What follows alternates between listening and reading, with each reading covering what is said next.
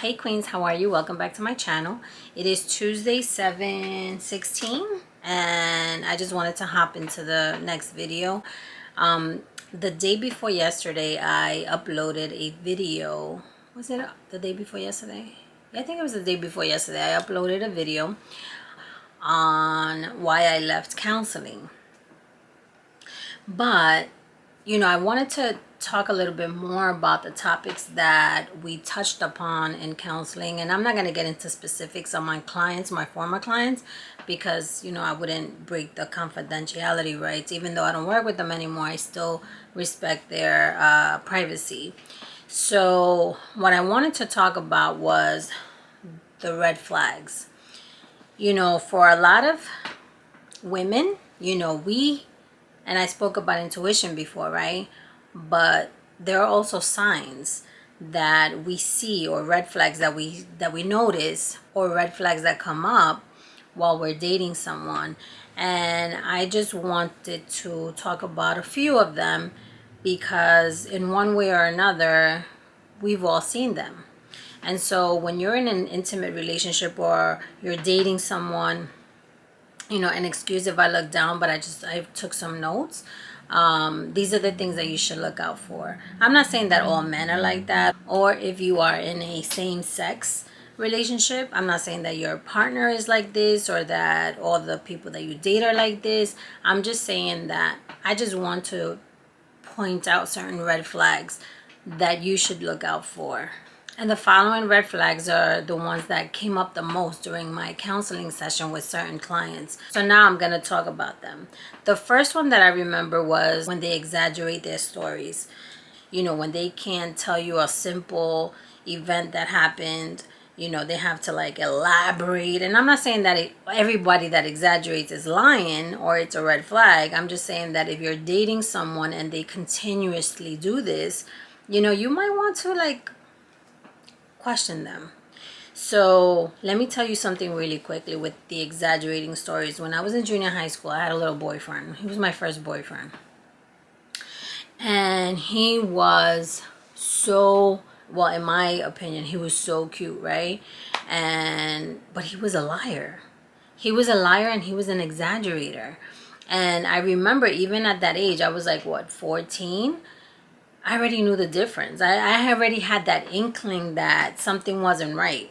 That I don't know if I believe him. Every time he told me a story, I was like, I would look at him sideways, And one day, this is a true story.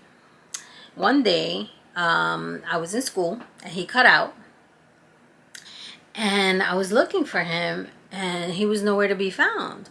Until 3 o'clock when I left the school, he came out. No, he was outside. No, when I came out of school at 3 o'clock, he was outside and he was waiting for me. Now, mind you, it was, I think, the springtime. So everyone was walking around with t-shirts and regular clothes. No one was wearing jackets. Well, let me tell you, homeboy shows up at 3 o'clock after I hadn't seen him all day. And he would walk. He was one of those, they would walk you to every single class. He was that type of boyfriend. So this day, he was nowhere to be found. And I said to myself, well, where's this guy? Well, whatever. 3 o'clock came, the bell rang. It was time to go home. I get outside and he's standing there in the corner with a jacket zipped up to here. And he's if he's shivering, he's cold. And it was 80 degrees outside. So I already knew, oh boy, here we go with another story. So I went up to him and I'm like, hey, what's up? I went to hug him and he's like, oh. And he's bending his stomach and he's holding onto his jacket. And I said, what's wrong with you? Now, mind you, like I said, his jacket was zippered up to his neck.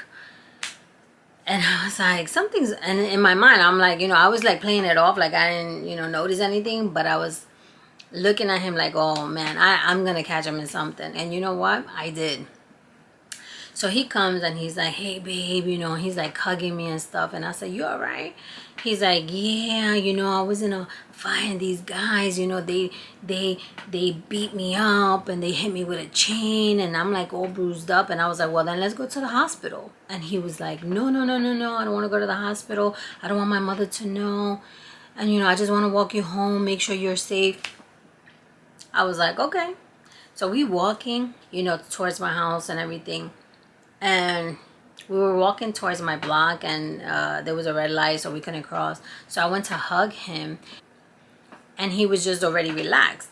So I went and I grabbed him and I unzippered his jacket, like the top of his jacket.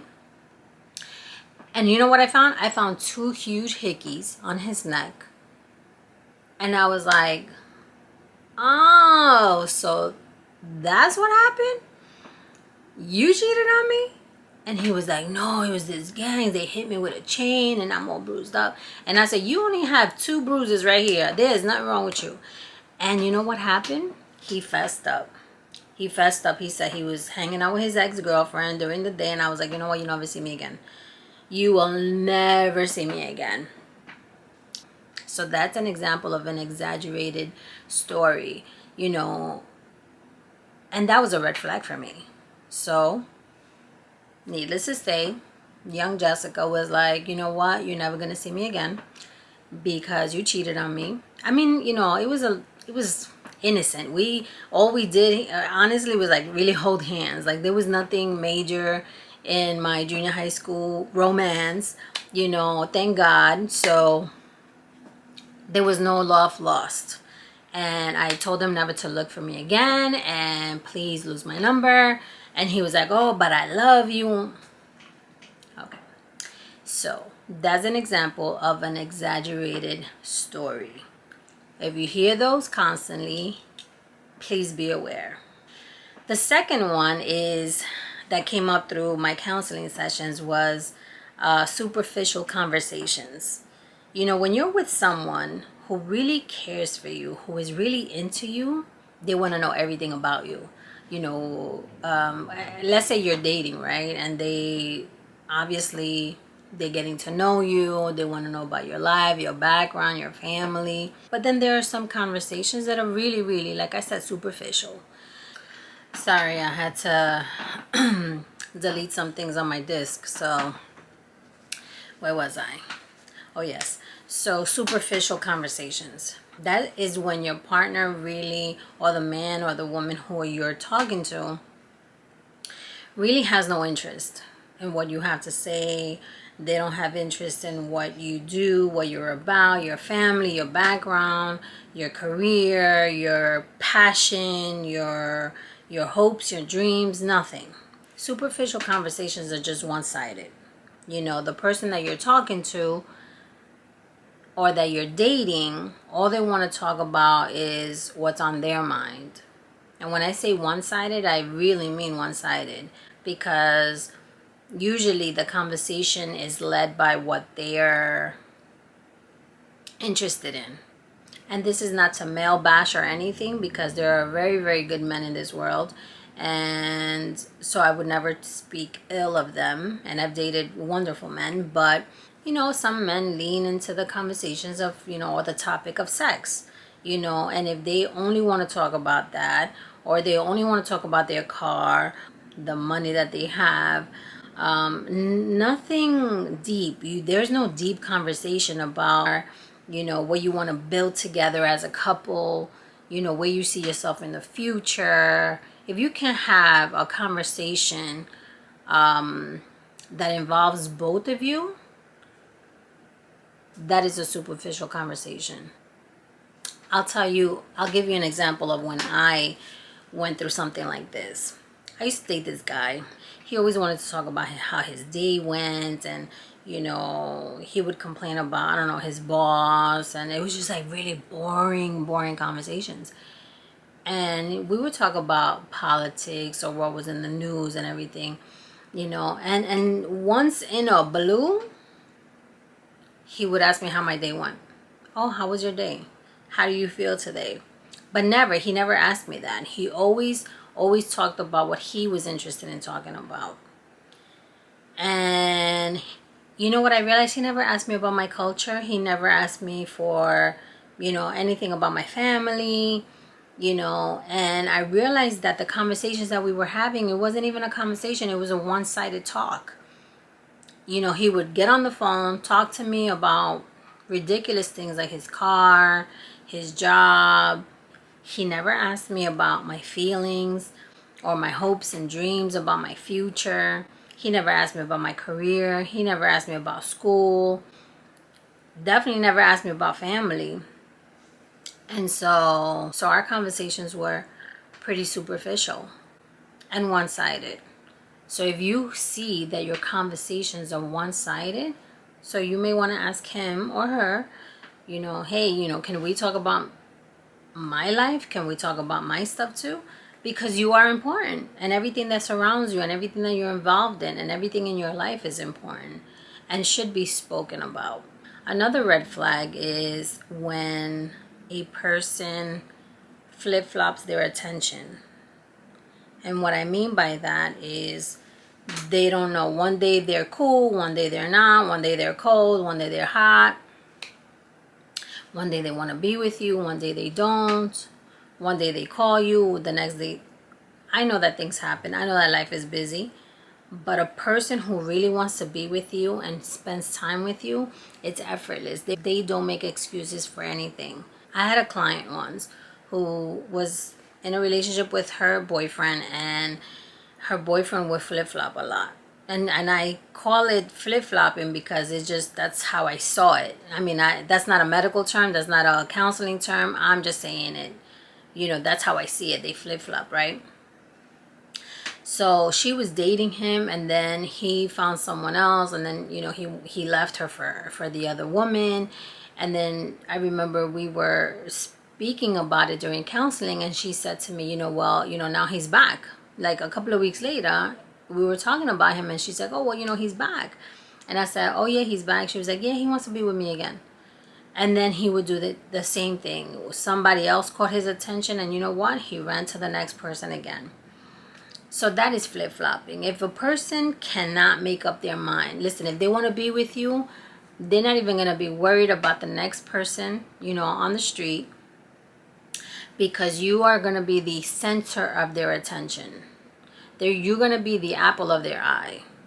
And it should remain that way. So if you see that, one day he's like, affectionate with you, and then the next day he's pretty much not, because his attention is somewhere else. You know what Maya Angelou said? When they show you who they are, believe them the first time. The very first sign that, or when you get that intuition or you see that red flag, please run. People don't change. As much as we would like to change folks, they don't. I am being so honest. I'll speak for myself, right? I am set in my ways. And if someone is in my life, and there's something that I do that doesn't please them, it's up to me to want to change or to make the decision to change. No one can make me change. I have to do that myself. It's the same thing with your partner. If they do something that you don't like, if you're that important to them, they will make that change. And it won't even be a problem. It won't be a sacrifice, because they're going to want to please you. They're going to want to make you happy. They're going to want you to feel secure in the relationship. And then the last red flag that constantly came up is when they are selfish with their plans. So I remember that a lot of my clients, they would always do activities that the boyfriend or the husband wanted to do.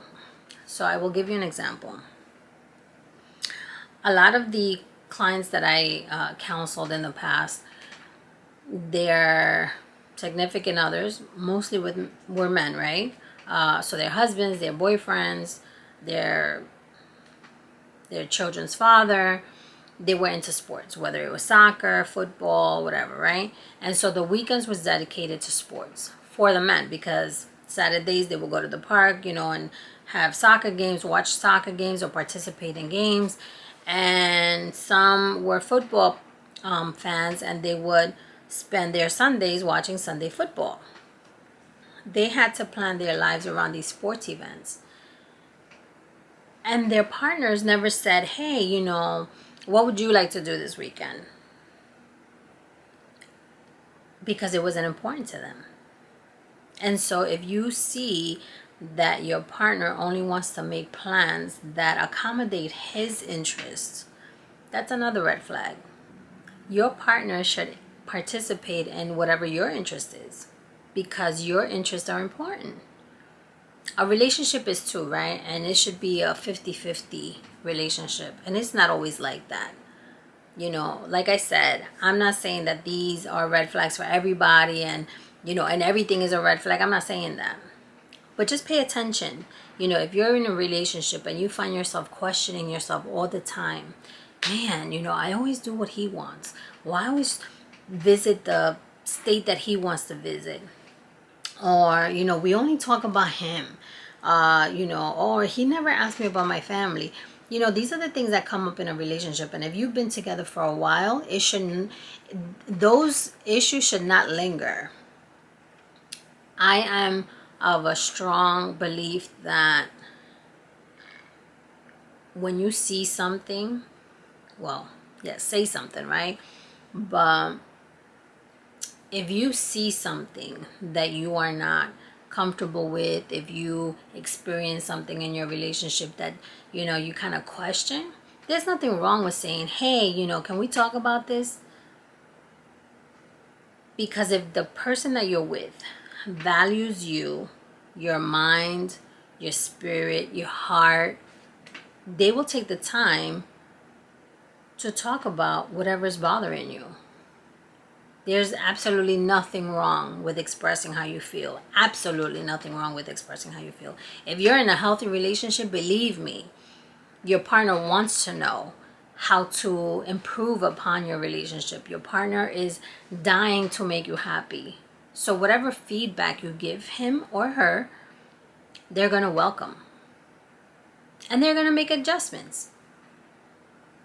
Now, if you're not in a healthy relationship, if you're in an abusive relationship, then there are other ways to communicate to keep you safe. I'm going to make another video on unhealthy relationships, the signs and the cycle of violence and things like that coming up. So you will see that soon.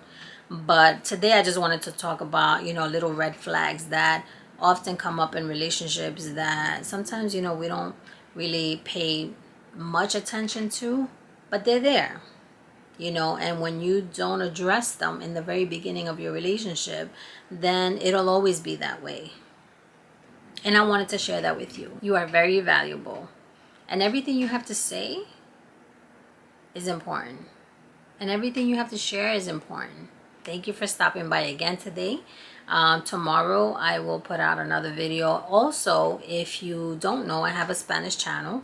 If you're bilingual, you can stop by there. It's under Jessica Burgos, and it's the same types of videos. I talk about relationships, but it is my Spanish channel, so I put out videos there as well. If you have someone in your family who doesn't speak English or understands Spanish better, they can visit my channel, and I'll put the link below to the latest video. If you like this video, like, share, and subscribe, and we'll see you tomorrow. Have a good night.